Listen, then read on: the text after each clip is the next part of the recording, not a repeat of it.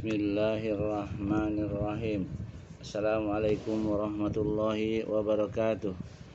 Innal hamdalillah nahmaduhu wa nasta'inuhu wa nastaghfiruh wa na'udzu billahi min syururi anfusina wa min sayyiati a'malina may yahdihillahu fala mudhillalah wa man yudhlil fala hadiyalah. Asyhadu an la ilaha illallah wa la syarikalah wa asyhadu anna Muhammadan abduhu wa rasuluh. Ya ayyuhallazina amanu taqullaha haqqa tuqatih wa la tamutunna illa wa antum muslimun. Ya ayyuhan nasu taqu rabbakumul ladzi khalaqakum min nafsin wahidah wa khalaqa minha zawjaha wa basa minhuma rijalan katsiran wa nisaa'a. Wattaqullaha allazi tasaaluna bihi wal arham innallaha kana 'alaikum raqiba. Ya ayyuhallazina amanu taqullaha wa qulu qawlan sadida yuslih lakum a'malakum wa yaghfir lakum dzunubakum wa may yuti'illah wa rasulahu faqad faza fawzan 'azima. Amma ba'du fa inna asdaqal hadisi kitabullah wa khairal hadi Muhammad sallallahu alaihi wasallam wa sharral umur muhdatsatuha fa inna kulla muhdatsatin bid'ah wa kulla bid'atin dhalalah wa kulla dhalalatin finnar. Sedang dirahmati Allah, sebelum kita lanjutkan kajian berikut ini tentang tauhid, ya, pemurnian ibadah hanya kepada Allah, kita mohon kepada Allah, ya, dengan doa Allahumma inni as'aluka ilman nafi'an wa rizqan thayyiban wa amalan mutaqabbalan. Ya Allah, sesungguhnya aku meminta kepadamu ilmu yang bermanfaat, rezeki yang halal, dan amalan yang diterima. Kita masuk ke bab 16, keadaan para malaikat sebagai makhluk Allah yang paling perkasa dan rasa takut mereka ketika turun wahyu dari Allah Azza wa Jalla. Malaikat aja yang paling besar dari makhluk Allah takut sama Allah, ya. Bab ini menjelaskan bukti lain yang menunjukkan kebatilan syirik dan hanya kepada Allah yang berhak dengan segala macam ibadah, karena apabila para malaikat sebagai makhluk yang amat perkasa dan paling kuat bersimpuh sujud di hadirat Allah yang maha tinggi dan maha besar, tatkala mendengar firman-Nya, maka tiada yang berhak dengan ibadah, puja dan puji, sanjungan dan pengagungan kecuali Allah Subhanahu wa ta'ala. Ya, dari bab ini aja bahwa makhluk Allah yang paling besar yaitu malaikat takut kepada Allah, bersimpuh di hadapan Allah. Nah, kita makhluk yang paling kecil, ya, sombong, ya, merasa hebat, ya, suruh ibadah males-malesan. Sekali ibadahnya yang tidak ada contohnya dari Rasulullah Sallallahu Alaihi Wasallam. Dalilnya firman Allah dalam surat ke-34, ya, surat Saba ayatnya 23. A'udzubillahi syamiul alim minasyaitonir rajim. Hatta idza fuzzi'a an qulubihim qalu madza qala rabbukum qalul haqq wa huwal aliyyul kabir. Artinya, sehingga apabila telah dihilangkan ketakutan dari hati mereka, maka mereka berkata, apakah yang telah difirmankan oleh Tuhanmu? Mereka menjawab, perkataan yang benar, dan Dialah yang maha tinggi lagi maha besar. Dalil yang pertama. Dalil yang kedua, sabda Nabi Sallallahu Alaihi Wasallam diriwayatkan dalam Sahih Al-Bukhari dari Abu Hurairah bahwa Nabi Sallallahu Alaihi Wasallam bersabda, apabila Allah menetapkan perintah di atas langit, para malaikat mengepakkan sayapnya karena patuh akan firman-Nya. Seakan-akan firman yang didengar itu seperti gemerincing rantai besi yang ditarik di atas batu bata, di atas batu yang rata. Hal itu memekakkan mereka sehingga mereka jatuh pingsan karena ketakutan. Maka apabila telah dihilangkan rasa takut dari hati mereka, mereka berkata, apakah yang difirmankan oleh Tuhanmu? Mereka menjawab, perkataan yang benar. Dan dialah yang maha tinggi lagi maha besar. Ketika itulah setan-setan penyadap berita wahyu itu mendengarnya. Keadaan penyadap berita itu seperti ini. Sebagian mereka di atas sebagian yang lainnya, digambarkan Sofyan ya. Jadi mereka itu bertingkat-tingkat ya, ke atas sampai ke langit mendengar wahyu Allah ya yang diturunkan kepada Nabi kita Muhammad SAW atau kepada utusannya. Ya. Sofyan bin Abu Uyainah bin Maimun Al-Hilal, ya, salah seorang periwayat hadis ini,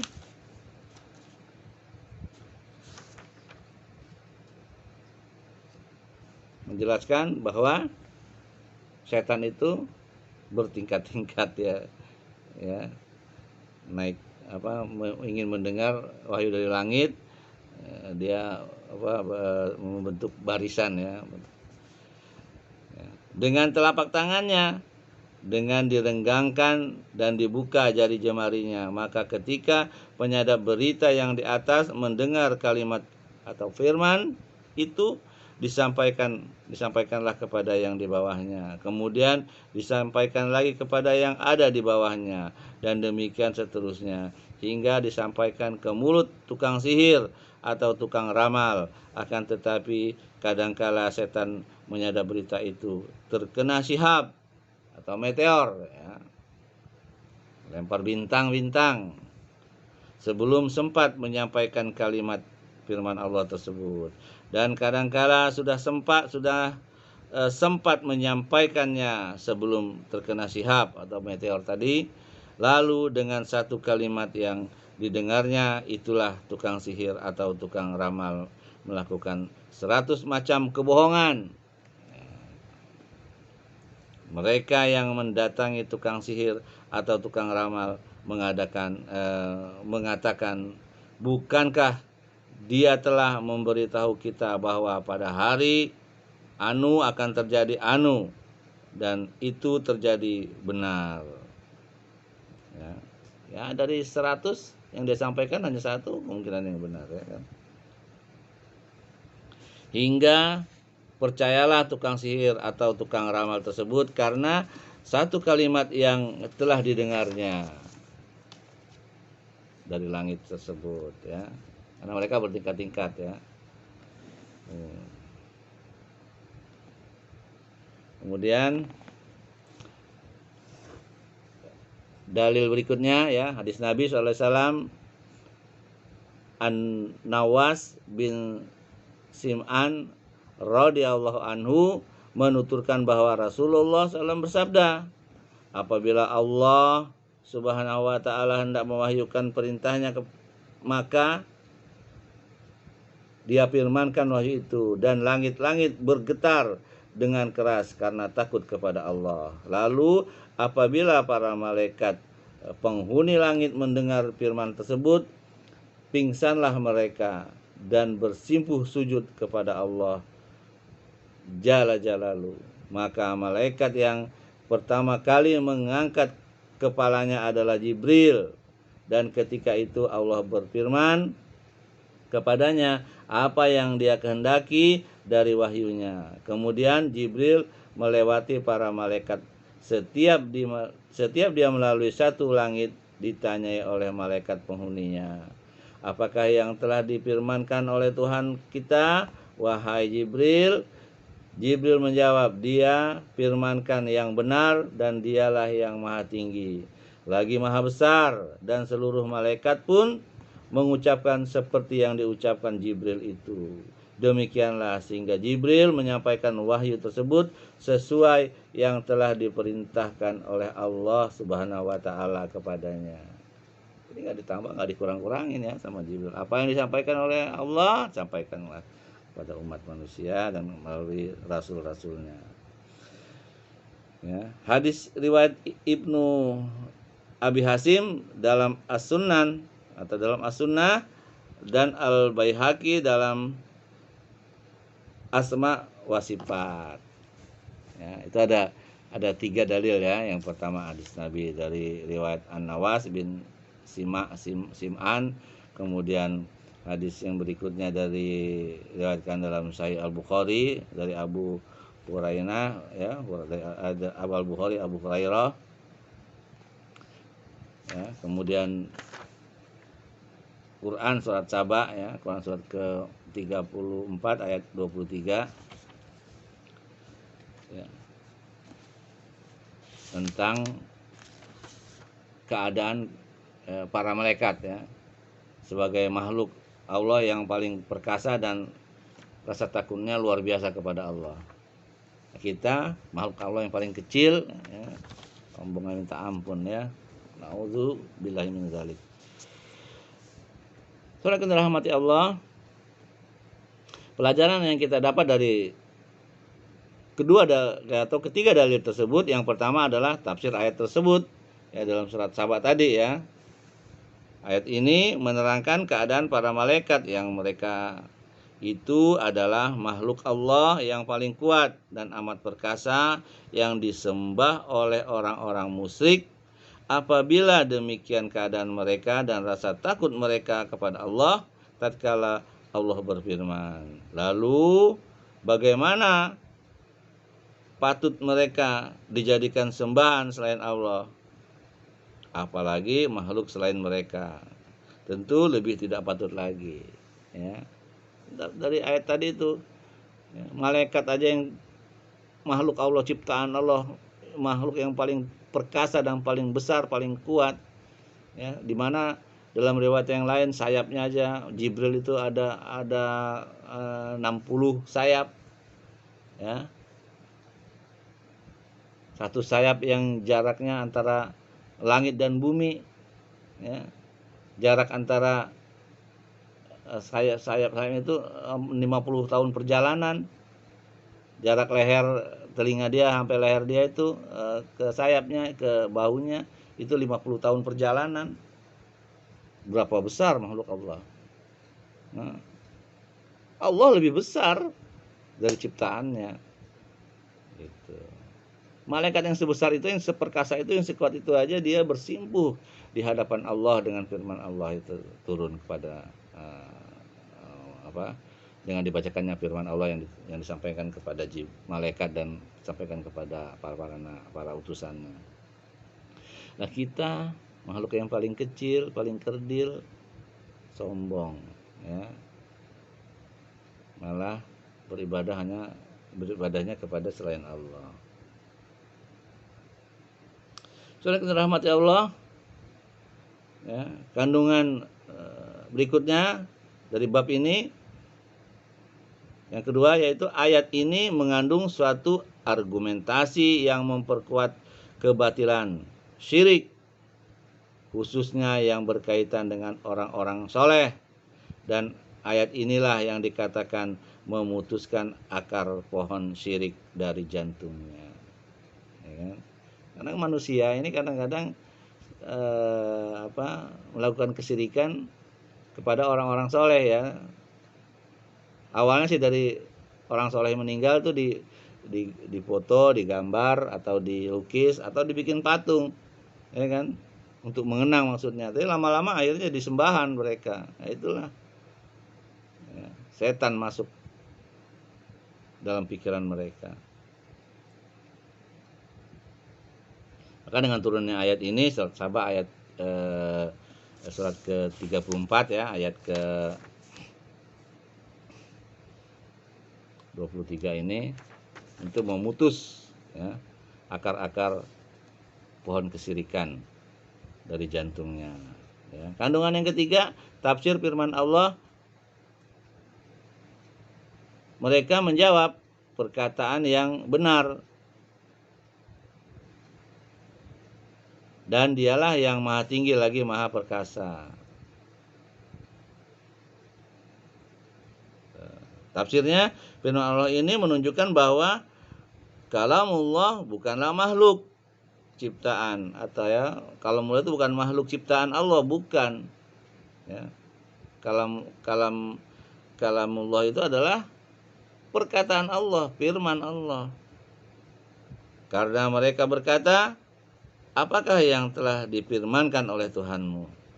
Artinya perkataan Allah, bukan makhluk. Banyak orang-orang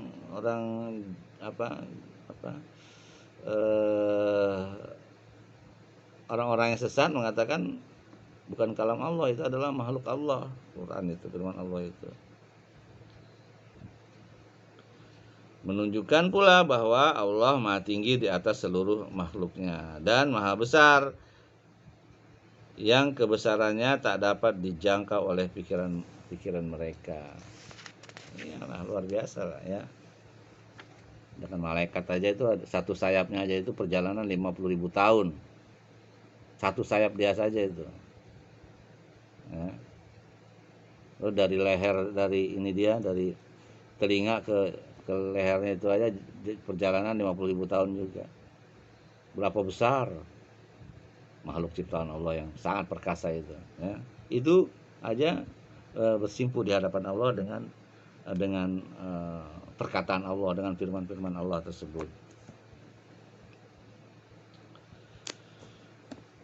Ya, makanya kalau kita membaca ayat ini, memahaminya, tentunya kita, masya Allah ya, kita semakin tawadu, semakin takut kepada Allah, ya, takut akan siksanya, takut akan berbuat kezaliman. Faedah yang keempat dari bab ini, sebab pertanyaan mereka malaikat tentang wahyu yang difirmankan Allah.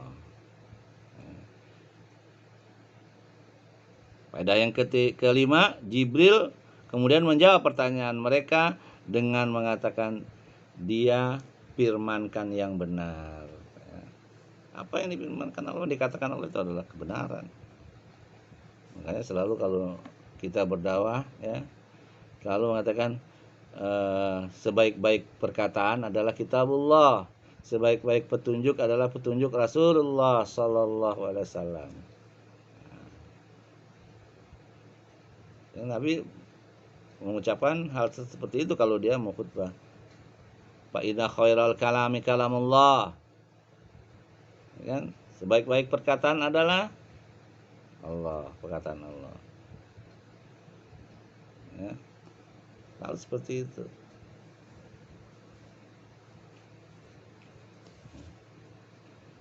Sebaik-baik petunjuk adalah petunjuk Rasulullah sallallahu alaihi wasallam. Ya. Jadi kita harus memahami itu ya dengan benar ya.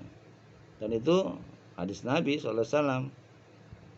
Fa inna khairal kalami kalamullah wa khairal haji Muhammad sallallahu alaihi wasallam wa syarrul umur muhdatsatuha fa inna kulla muhdatsatin bid'ah wa kulla bid'atin dhalalah wa kulla dhalalatin finnar. Hati-hati dengan hal yang baru, karena hal yang baru itu akan adalah sesat, karena sesat itu adalah tempatnya di neraka. Ya, nggak ada istilahnya bid'ah hasanah itu nggak ada. Kalau ada yang mengatakan bid'ah hasanah itu dalam bahasa ya, seperti Umar mengatakan inilah sebaik-baiknya bid'ah. Itu dalam perkataan, karena apa? Karena dia mengatakan bahwa sholat taraweh itu kan di zaman Nabi cuma 3 kali kan, cuma 3 malam. Setelahnya nggak dilakukan.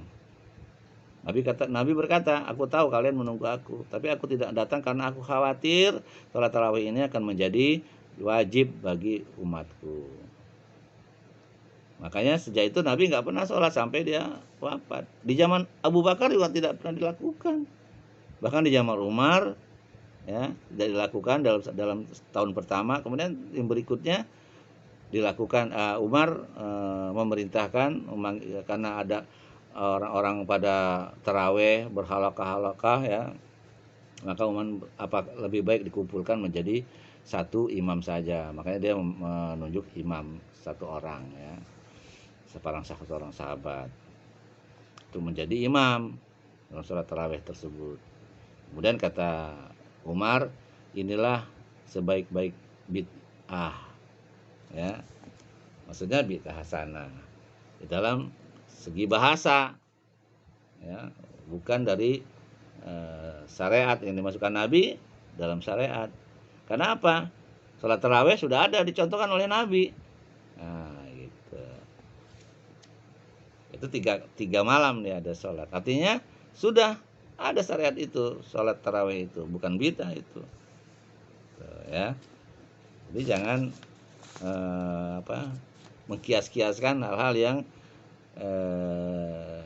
tidak benar. Gitu. Kalau Nabi nggak contohkan dalam 3 malam itu baru namanya bid'ah ya. Nah, berdalil lagi dengan wah itu Quran dibukukan, kan nggak ada dalam zaman Nabi. Siapa bilang nggak ada? Bahkan Nabi sudah memberi isyarat. Begitu turun wahyu tulis. Artinya apa? Walaupun satu lembar itu namanya kitab. Sedangkan wahyu turun terus. Jadi para sahabat yang nulis Nabi kan nggak bisa tulis. Nah, itulah kitab namanya. Kemudian setelah kenapa di zaman Nabi nggak dikumpulkan? Karena masih akan turun wahyu terus. Gitu. Sehingga tidak dikumpulkan.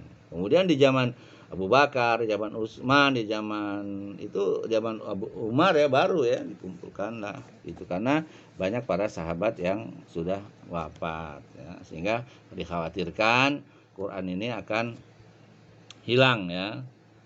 Kalau nggak dikumpulkan kita nggak bisa baca Quran ini. Gitu. Kemudian mereka Ahlul Bid'ah berdalih lagi ya tentang nahwu sorof, nah, kan gitu katanya. Kan nggak ada di zaman Nabi. Ya jelas nggak ada karena mereka ahli bahasa Arab, nggak ada. Huruf gundul, ya kan tahu baca. Nah kalau kita huruf gundul kita nggak bisa baca, makanya dibuatlah tanda ya, sehingga kita bisa mempelajarinya. Ya. Yang Quran yang ada tandanya kita nggak bisa baca. Banyak yang nggak bisa baca, apalagi huruf gundul, kan gitu. Itu bukan bid'ah. Ya, dibukukannya Al-Quran itu bukan bid'ah. Karena yang disebut kitab itu satu lembar pun ya, itu namanya kitab. Nabi perintahkan para sahabat begitu turun firman Allah suruh catat. Maka dicatatlah di pelepah-pelepah kurma, di batu-batu, di tulang-tulang, sehingga dikumpulkan. Dan mereka sudah hafal, gitu. Ya. Sekali lagi ya, bid'ah itu menyusahkan, sunnah itu memudahkan. Udah itu aja intinya. Jangan berdalih antum tuh dari kepala sampai kaki bid'ah. Nggak paham bid'ah, tapi orangnya kan luar biasa pinternya itu. Sampai tempat Quran di mana aja dia tahu. Di atas, di bawah, di tengah. La ilaha illallah ya.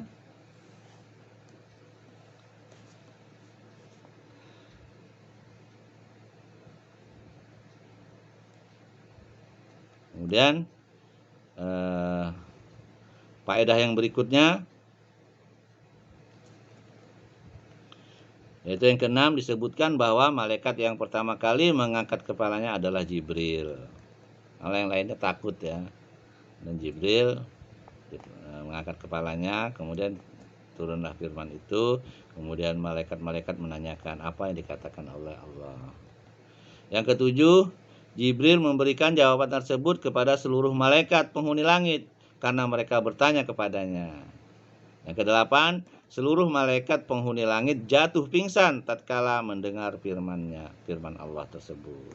Yang kesembilan, langit pun bergetar keras karena firman Allah tersebut. Yang ke-10, Jibril adalah malaikat yang menyampaikan wahyu itu ke tujuan yang telah diperintahkan Allah kepadanya. Pada utusan Allah ya, pada manusia ya, pada nabi dan para rasul-rasulnya. Disebutkan pula dalam hadis bahwa setan-setan menyadap berita wahyu tersebut. Ya, tadi bertingkat-tingkat mereka ya, sampai ke langit, kemudian dari yang paling tinggi disampaikan ke bawah, sampai ke bawah. Ke bawah akhirnya dari sekian banyak ada yang nggak benar, banyak yang nggak benernya ya kan. Ya kalau kita coba tes aja ya, nggak usah banyak-banyak ya, 10 aja kita ngomong nih. Yang pertama ngomong A, nyampe ke B belum tentu A, nyampe ke C belum tentu lagi, tambah rusak. Kira-kira seperti itu. Coba dites aja ya. 10 orang ngomong, ada beberapa kalimat ya, 10 kalimat misalnya gitu. Kemudian disampaikanlah ke orang yang kedua, pasti hasilnya lain. Sampaikan ke orang yang tiga, pasti hasil lain juga. Yang terakhir bubar semua, itu gak tahu. Itulah yang sampai ke tukang sihir dan dukun ya. Akhirnya ada yang benar, ada yang enggak, dan kebanyakan enggak benar. Gitu.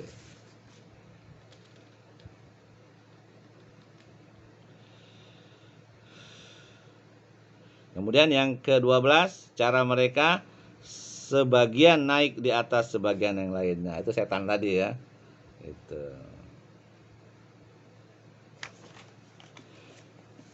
Kemudian faedah yang ke-13,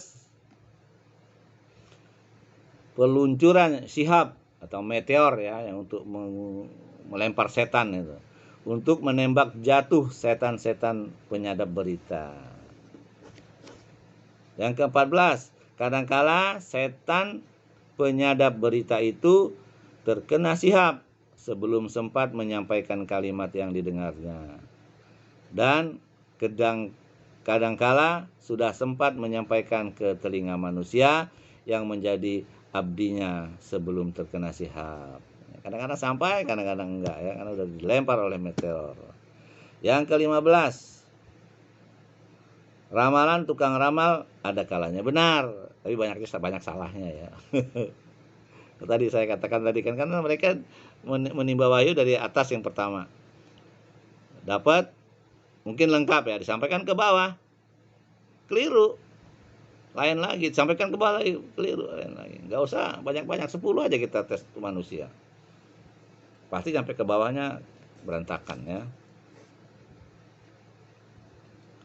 Jadi ramalan tukang ramal itu kadang-kadang benar, kadang-kadang juga salah, tapi banyak salahnya. Dari 1000 mungkin 1 yang benar ya. Benar pun nggak tepat ya. Yang ke-16, dengan kalimat yang didengarnya tersebut, ia melakukan 100 macam kebohongan. Oh ya. Dengan kalimat yang didengarnya tersebut, ia melakukan 100 macam kebohongan. Yang ke-17, kebohongannya tidaklah dipercaya kecuali karena kalimat yang diterimanya dari langit melalui setan penyadap berita. Yang ke-18, manusia mempunyai kecenderungan untuk menerima sesuatu yang batil.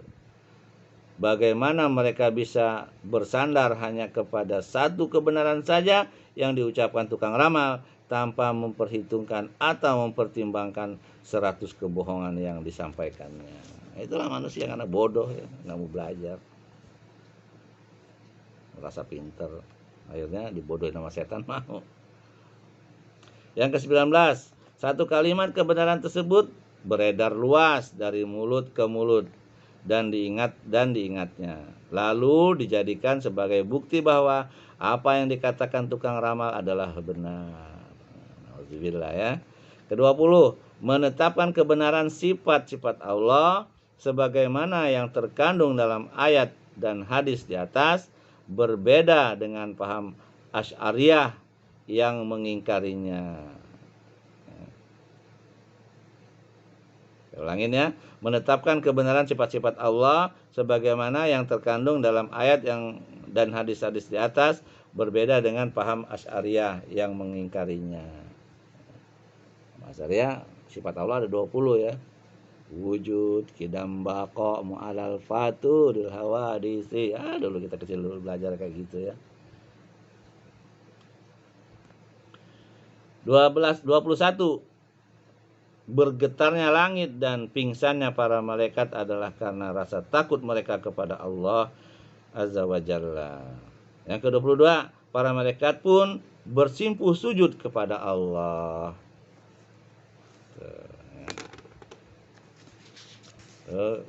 Beberapa kandungan dari hadis dan ayat tersebut.